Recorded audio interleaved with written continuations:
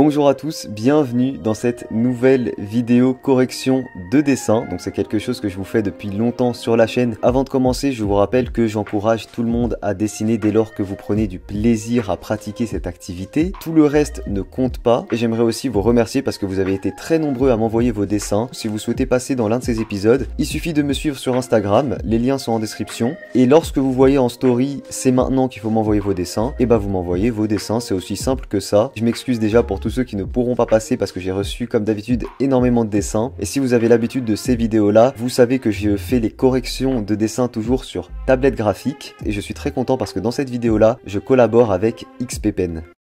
Cette tablette est composée d'une puce intelligente X3. Sa naissance ouvre le troisième chapitre du stylet XPpen, l'ère des puces intelligentes. La puce intelligente X3 est la première du genre à être conçue avec un mécanisme de traitement numérique du signal, ce qui se traduit par les performances du stylet étant bien meilleures que la plupart des stylets du marché. Elle est également plus sensible. La nouvelle puce intelligente X3 traite avec précision les signaux électromagnétiques en les codant en données numériques. Ce changement augmente de 10 fois la sensibilité de la force d'activation initiale. La puce X3 avec sa puissante capacité de calcul confère au stylet une structure de capteur améliorée. Ce changement réduit la distance de rétractation à 0,6 mm, ce qui donne un coup de pinceau régulier sans oscillation.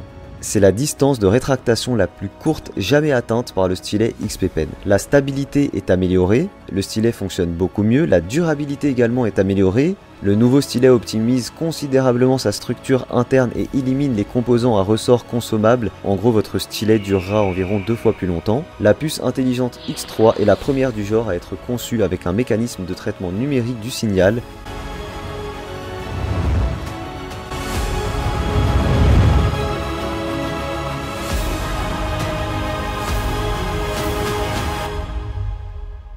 Évidemment, vous avez tous les liens en description pour en savoir plus.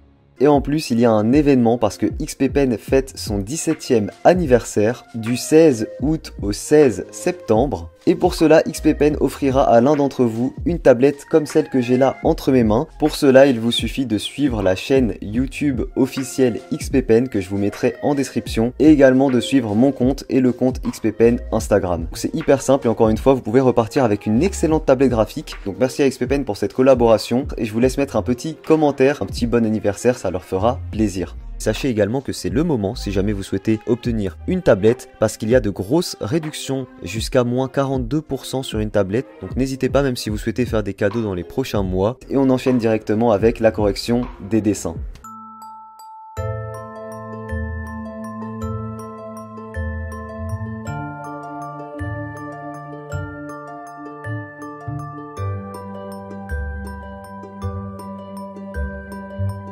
Cette tablette Artist 10 deuxième génération appartient à la New Artist série. 3 tailles sont disponibles dès maintenant, 4 couleurs tendance au choix et évidemment la puce intelligente X3.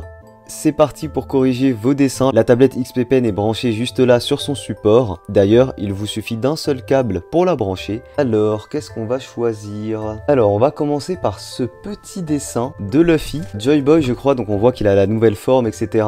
Alors déjà, il est pas mal du tout. On voit qu'il y a pas mal de travail sur le dessin, toute la feuille est coloriée, etc. C'est vraiment pas mal. En plus, on voit que l'action est faite un peu transversalement par rapport à nous. Le principal souci que je vois, ici au niveau de la hanche, l'angle qui est un petit peu bizarre, comme s'il avait un peu une luxation du fémur. Donc faut faire gaffe à ça, hein. Construisez bien votre personnage de manière à ne pas vous tromper. Et enfin, je trouve que le fond, il est un petit peu agressif. Faut pas oublier qu'il faut hiérarchiser les choses sur un dessin. Là, si ce qui était le plus important pour toi était l'interaction entre les deux personnages, fond qui accompagne l'action. Là, tu aurais pu mettre des lignes de force par exemple, qui appuient le mouvement du pied de Luffy, des petits tremblements autour du dragon. Mais sinon, globalement, le dessin est super. Alors, ensuite, on va parler de ce petit dessin. Ce petit dessin qui est également un dessin de Luffy Joy Boy. Premièrement, on voit les traces de crayon en dessous ton feutre à alcool. Faites bien attention à bien gommer avant de passer au feutre à alcool parce qu'une fois que votre feutre à alcool sera déposé sur votre feuille, ce sera très difficile de retirer votre crayon, voire quasiment impossible. Donc faites bien attention à ça, d'avoir une feuille propre et un croquis propre, et on voit qu'il y a des traces un petit peu partout. Alors ensuite, vous savez de quoi je vais parler. parler, hein. Clairement je suis chiant avec ça. Bah là on dirait qu'il s'est amusé à mettre ses doigts l'un sur l'autre. En fait on voit que tu as essayé certainement de refaire un dessin à partir d'un modèle, la main, et tu t'es dit ok,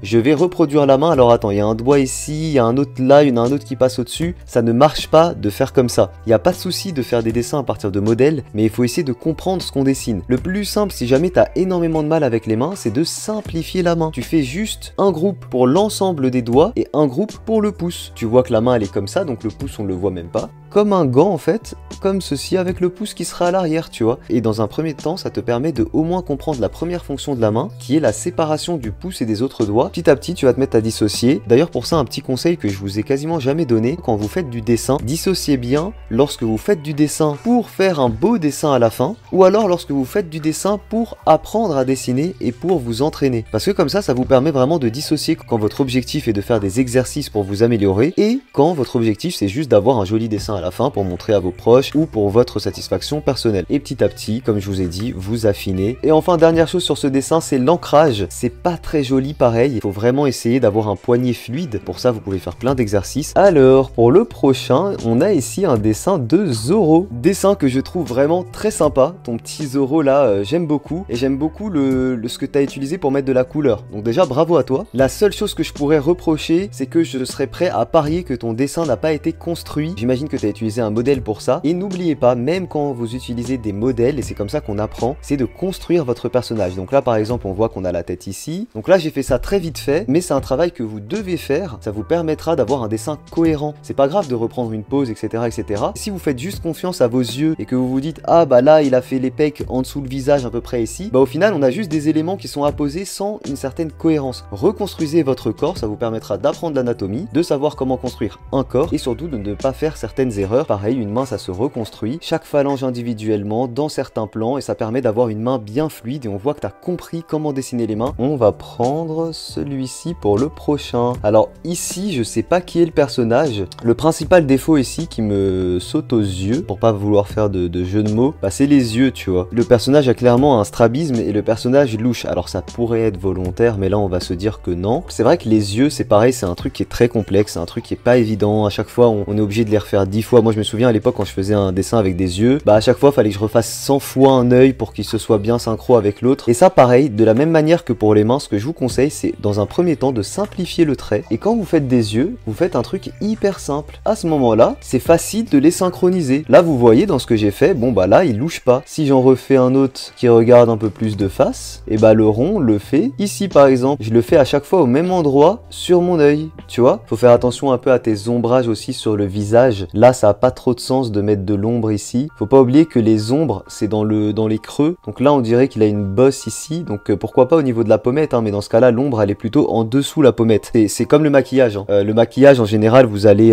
mettre en évidence vos pommettes et mettre de l'ombre un petit peu en dessous comme ça. Et bah c'est la même chose dans un dessin, c'est en dessous ici qu'on va mettre en général de l'ombre. Ça donc là l'ombre ici n'a pas de sens. Pareil là t'as fait de l'ombre du deux côtés de ton nez. Faut savoir que la lumière elle vient soit de droite soit de gauche en général, soit d'au-dessus. Tu peux pas avoir de l'ombre d'un côté et de l'autre. Tu vois. Et enfin ton personnage il a pas de cou, voilà, faut pas oublier que bah faut faire un coup, tu vois, un bon petit coup, et après tu fais partir tes épaules, il sera un peu plus élégant. Là on a vraiment l'impression qu'il est comme ça, t'as vraiment le col collé à tes épaules, tu vois. Là si tu regardes sur moi, ton personnage il est comme ça, alors que quand moi je suis naturel, bah on voit qu'il y a une bonne distance pour un coup. Alors on passe au suivant. Alors j'ai décidé de prendre ce dessin parce qu'il y a des trucs assez intéressants à dire dessus. Premièrement, le dessin très sympa, donc dessin de je me souviens plus comment il s'appelle dans Demon Slayer, j'oublie tout le temps, Rengoku je crois. Un personnage qui est ultra sympa, de beaux cheveux, très sympa à dessiner et tout. Mais ici il y a plusieurs défauts. Le premier truc que je pourrais dire, c'est ici au niveau des cheveux. À ce niveau-là, ça va pas. Tu te dis, il est passé où le crâne? Tu n'as pas dessiné la boîte crânienne de ton personnage en fait. C'est une erreur qui est très fréquemment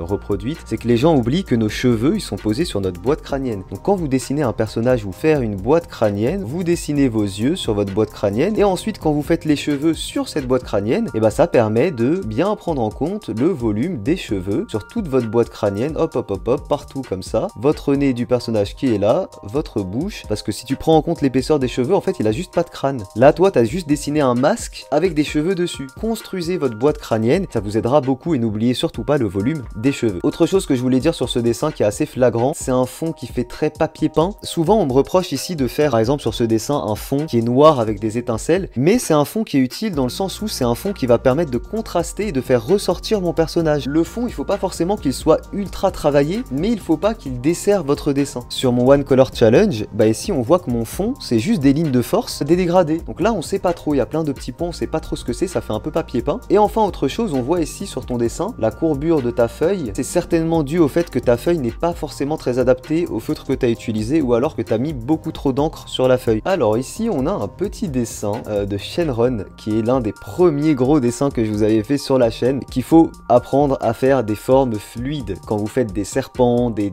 oiseaux bien arrondis sans faire des angles. Voilà, on a un angle ici, on a un angle là. Faut faire attention, faut pas oublier qu'un dragon, ça a pas des articulations comme nous au niveau du coude, et les vertèbres, ça fait vraiment quelque chose de fluide, l'inclinaison est identique à chaque fois. Donc à ce moment-là, il faut pas qu'on ait des angles, sinon c'est pas beau, mais sinon ton dessin est excellent, et on voit qu'il y a énormément de travail, donc bravo à toi. Alors ici, on va parler de ce petit Naruto rapidement. Alors il y a des petits défauts, encore une fois au niveau de la construction du dessin. Premièrement ici le genou, hein. Bon, là il a le genou cassé. Pareil ici au niveau de la hanche et tout, on dirait qu'il y a une petite luxation. Les mains pareil, t'as dû essayer de recopier sans bien comprendre, hein. Mais autre chose que je voulais dire sur ton dessin, petit truc, c'est que le visage est très ombragé et c'est un petit peu bizarre. Faut savoir que de manière générale, le visage au contraire sera éclairé, tout simplement parce que la lumière en général vient du soleil ou d'une lampe, et tout ça en général c'est au-dessus de nous, pas en dessous. Quand vous choisissez l'ombre et les lumières sur un dessin, dessinez bien un point de lumière et faites tout en fonction de ce même point de lumière, ça permettra d'avoir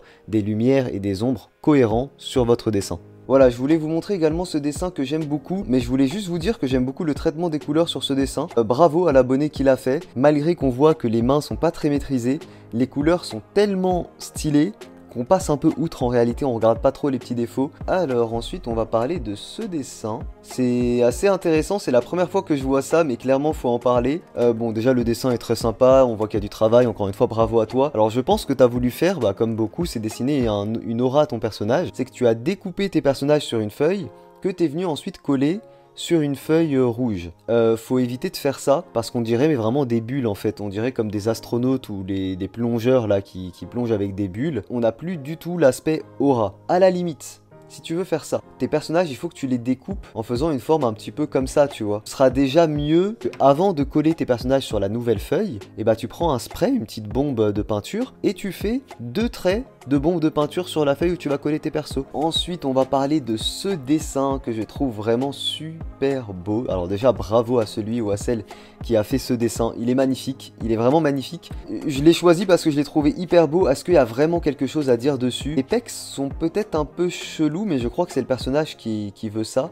Ici, là, le fait qu'on a un delta entre la clavicule et le pec, c'est un peu bizarre. Faut pas oublier que nos pectoraux, il n'y a pas d'espace entre la clavicule et le pec, hein. Les pecs s'attachent directement sur la partie inférieure de la clavicule pour faire les bulles qui sont là, mais c'est vraiment extrêmement bien géré. Globalement, il n'y a rien à dire dessus, hein. Je chipote, mais il n'y a quasiment rien à dire dessus. La seule chose aussi que je pourrais dire, c'est la façon de prendre en photo ton dessin. Il y a peut-être une meilleure façon. Là, tu as utilisé que des feutres OU d'ailleurs, que j'adore. Tu aurais pu utiliser des feutres verts aussi et peut-être un petit peu plus de feutres. Ça aurait donné un aspect de travail un peu plus, tu vois, j'aurais mis en valeur comme ça, moi, les feutres du même côté de chaque côté, ça aurait peut-être donné un peu plus une aura à ton personnage avec les feutres comme ça, vert et rose. Mais franchement, à part ça, le dessin est excellent. Bravo à toi, je vais peut-être même le choisir pour la miniature. Alors, allez, encore quelques-uns. Première chose qui me dérange, c'est qu'il est très plat. Donc voilà, pour ça, c'est juste la construction du dessin. Pareil, ça, c'est quelque chose qui se fait à l'étape du croquis. Et autre chose, le dessin est un petit peu surchargé. C'est pas le fond que j'aurais choisi pour ça, tu vois. Maintenant, il y a énormément de travail dessus. Les personnages sont bien faits, les couleurs sont bien faits. Il y a des effets un peu transparents, en particulier sur le dragon ici. Donc il y a des choses qui sont très réussies dans le dessin. Attention, hein, c'est normal que je me focalise sur les critiques parce que c'est comme ça que je peux peut-être vous aider à mon niveau à évoluer. Mais évidemment qu'il y a beaucoup de choses positives dans chacun des dessins. J'ai décidé de vous parler de ce dessin parce que je l'ai trouvé déjà très original. J'aime bien l'idée. Il y a une main comme ça qui essaye de... Le seul problème que j'ai avec ce dessin, c'est le plan que tu as décidé pour montrer cette action. N'oubliez pas quelque chose, les amis, et ça c'est super important aussi quand vous voulez mettre en scène une action. Là, on voit que l'action se déroule hop, sous nos yeux, qui descend sur le voleur, qui est là à courir avec les fleurs qui s'en vont comme ça. En gros, plutôt que de dessiner ton action comme ça, sur ce plan-là, t'aurais décalé comme ça et t'aurais fait l'action dans ce sens-là et ça aurait été directement beaucoup plus intéressant. N'oubliez pas une règle, quand vous faites une action, la manière la plus intéressante en général de représenter une action, c'est pas de la faire dans un plan face au spectateur, c'est de la faire dans un plan transversal par rapport au spectateur. Si vous faites une action qui part d'un point A à un point B, représentée par mes deux mains, ne la dessinez pas dans ce sens-là. Dessinez-la dans ce sens-là, dans ce sens-là, dans celui-ci. Ce sera beaucoup plus intéressant et la dynamique sera beaucoup mieux, beaucoup plus intéressante à travailler sur votre dessin. Alors, pour ce dessin, il y a un souci. On a l'impression que quelqu'un a essoré son avant-bras en fait. Ça, c'est vraiment un problème d'anatomie classique. Ici, là, ton coude n'est pas dans le bon sens. L'avant-bras, c'est assez simple, hein, c'est un peu comme une aile de poulet finalement. Ce que je vous conseille, c'est que vous voulez faire un dessin donné. Vous regardez de quoi est constitué ce dessin. Juste avant, vous faites vos petites recherches. Comment est construit un avant-bras? Comment on le dessine sous différents angles? Et ça vous évite de faire des erreurs comme ça. Et c'est comme ça aussi que vous apprenez petit à petit. Pour terminer, je voulais vous parler de ce dessin, donc le dessin de Luffy. Et là, pour moi, le problème, c'est pareil, c'est la boîte crânienne. Parce que là, si je continue tes cheveux, ça fait ça. En gros, ça veut dire que le front de Luffy, il fait toute cette distance et ça veut dire que sa boîte crânienne elle va jusque là et là on voit que ça ne correspond pas par rapport à ton chapeau et tout, tu vois. Même lorsque quelque chose est caché sur votre dessin, comme là c'est le cas pour la boîte crânienne, il faut à la base, quand vous construisez votre dessin, dessiner comme si elle n'était pas cachée sur ton dessin, sinon le dessin est très sympa, bravo à toi. Mais n'oubliez pas tous ces petits conseils. Et sur ce les amis, je pense que la vidéo sera déjà assez longue, je vais vous laisser là, j'espère qu'elle vous aura plu. Comme d'habitude, petit pouce bleu, désolé à tous ceux qui ne sont pas passés, j'essaierai de vous refaire des petites vidéos, des petits épisodes correction de dessin un petit peu plus souvent. Merci à tous en tout cas de jouer le jeu. Je vous rappelle que je vous donne des conseils à mon humble niveau et que moi aussi mes dessins ne sont absolument pas parfaits. Merci énormément à XPPen, donc la tablette qui est juste là, qui m'a aidé à faire cette vidéo là. Je rappelle que si vous voulez une tablette, vous avez toutes les informations en description et que vous pouvez en gagner une également. Pareil, les informations sont en description. Et n'oubliez pas de dire merci XPPen et bon anniversaire à vous dans les commentaires. Je vous fais de gros bisous et je vous dis à très vite pour une prochaine vidéo. Ciao tout le monde.